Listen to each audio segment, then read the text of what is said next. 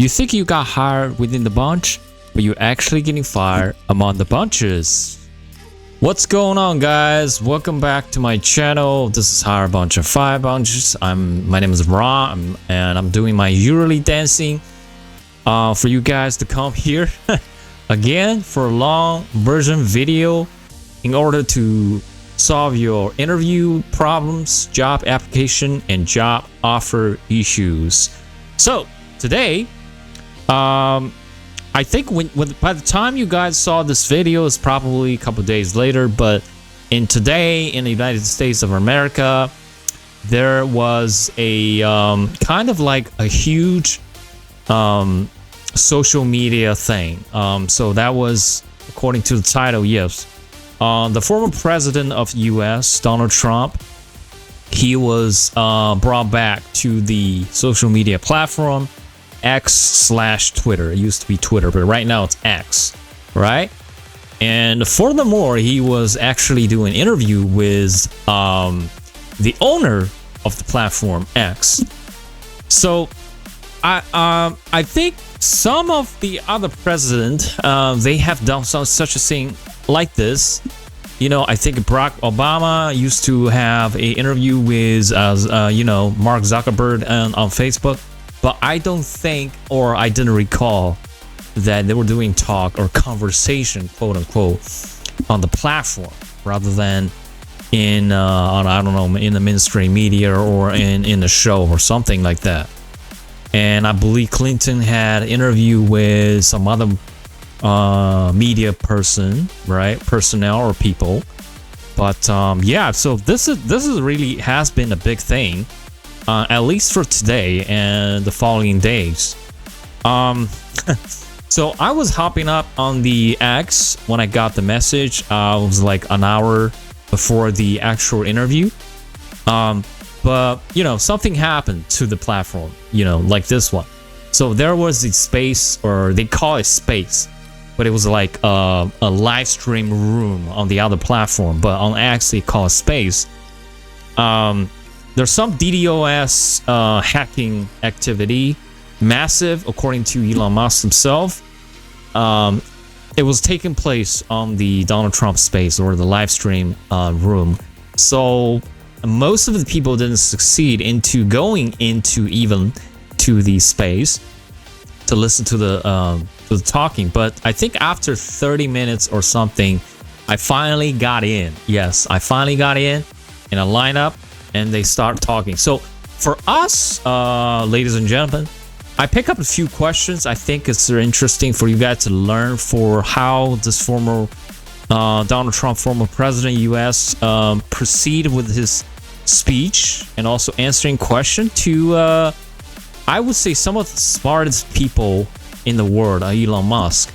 And of course, I'll show you one trick Elon actually did. I mean, that was really brilliant. So stay tuned. Stay tuned. I'm gonna switch to my studio number 2. So today's gonna be basically audio, so you guys can shut off your videos and just listen, or I don't know, you guys do with your phone. If you got an iPhone or Android, you can actually switch off your screen and just listen to the audio. So let's begin. So this is the first question. I think they were talking about climate change, and then something happened, and Donald Trump was talking about something else, and here we go. But I'm a big fan of, like, let's have an inspiring future, and let's work towards a better future, and we can do so without demonizing people. Right. I'm okay. You know, it's very interesting. You use the word global warming, and today they use the word climate change because, you know, you have some places that go up, and so they were getting themselves in a little trouble with the word global warming, because not every place is warming. Some places are going the opposite direction. But you know, I'm sort of waiting for you to come up with solar panels on the roofs of your cars and on the trunks of the cars, and it just seems like it just seems like something that at some point you will come up with. I'm sure you'll be the first. But it would seem that a solar panel on the roofs, you know, on flat surfaces, on certain surfaces might be good. Yeah. At least in certain areas of the country where you have the world, Sure. where you have the sun. But I would think, and I have no idea because that's not my world, but I would think that this would be something that would be interesting. So he was actually flattering Elon, who's actually the pioneer for the Tesla car, EV, electrical vehicle, if you don't know what it is. The one thing that I don't understand is that people talk about global warming or they talk about climate change, but they never talk about nuclear warming. So here's the trick for interview question answer. The question is, what do you think of global warming? He didn't answer the question. Actually, no, Donald Trump didn't answer the question. Instead, he switched to a topic that he thought was more important and probably be the root cause of the question itself. So let's see. And to me, that's an immediate problem because it's you have, as I problem, said, 5 right? countries. We have major nuclear, and you know, probably some others are getting there, and that's very dangerous. That's where you need a strong American president because you don't want to have this proliferation. But you have 5 countries and getting more. You know, China is much less than us right now, but they're going to catch us sooner than people think. They're way lower. Russia and us are number 1, and I mean, we're sort of tied. And China is far behind, but they're developing at a level that, you know, you're not surprised to hear very fast. They'll end up catching up, maybe even surpassing. But to me, the biggest problem is not climate change. It's not, and everything's, you know, a problem, but it's degrees. To me, the big problem is the nuclear power. The power of nuclear is so great. And when I talk about I'll prevent World War III, I will. But the truth is that you have to, because this is no longer army tanks going back and forth and shooting at each other. This is a level of destruction and power that nobody's ever seen before. Yeah, and actually, there we go. So yeah, he was emphasizing how much more significant and destructive the nuclear change that will be an impact to anything else, rather than speaking of a less important question that he thought, right? Which was the original question: what do you think of climate change? That was kind of tricky, right? I think you guys can apply this to the interview. So when the interviewer asks you one question from experience or one question from their priorities right now for the hiring team, you can actually using your experience to detour sort of this question to something you know.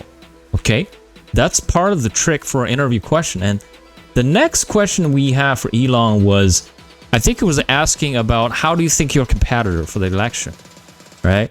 I think you're right. I mean, it's important for the public that may be listening to this to look at Kamala's track record. Before the last month, and say, is that a track record you agree with? And I think if you're an independent moderate, you definitely would not agree with it, because it is her behavior has been far left, and we're seeing just an overnight propaganda attempt to rewrite history and make it sound like Kamala's moderate when she in fact is not moderate.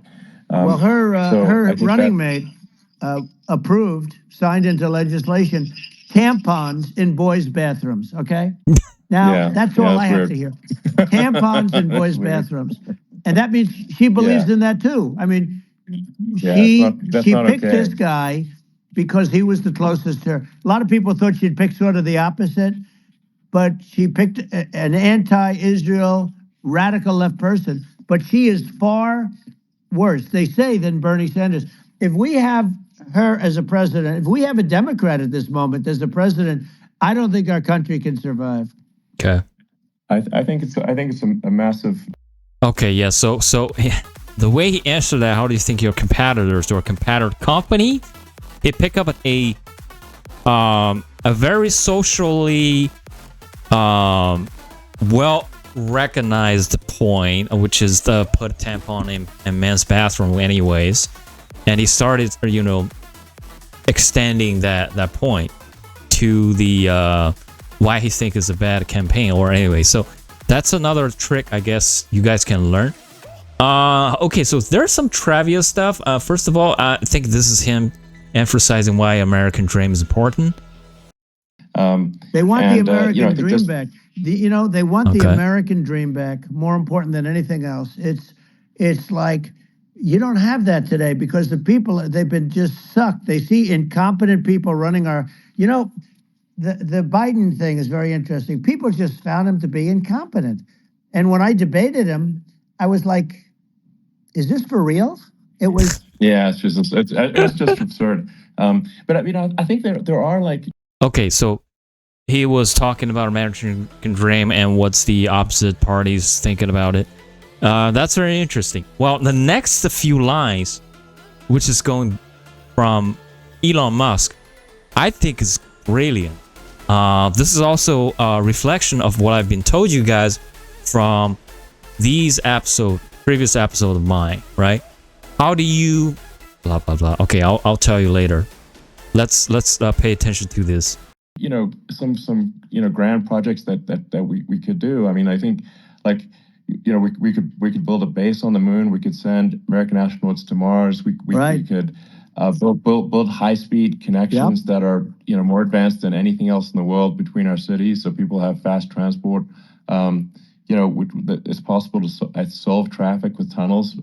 We've already made great progress in Vegas doing that, and and just do things that are exciting and inspiring and make the future feel like it's better than the past. Well, I saw what you did in Vegas, and I'll tell you, it was amazing. I got to see.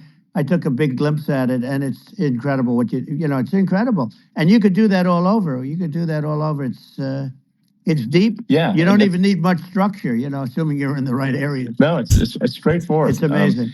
I think we could do some things that like China's got incredible high-speed rail between its cities, but I think it's actually possible with tunnels if with deregulation, with an ability to actually where it's like legal to actually do the tunnels. Then you could have high-speed tunnels that are actually better than anything else in the world. Okay, I gotta stop here.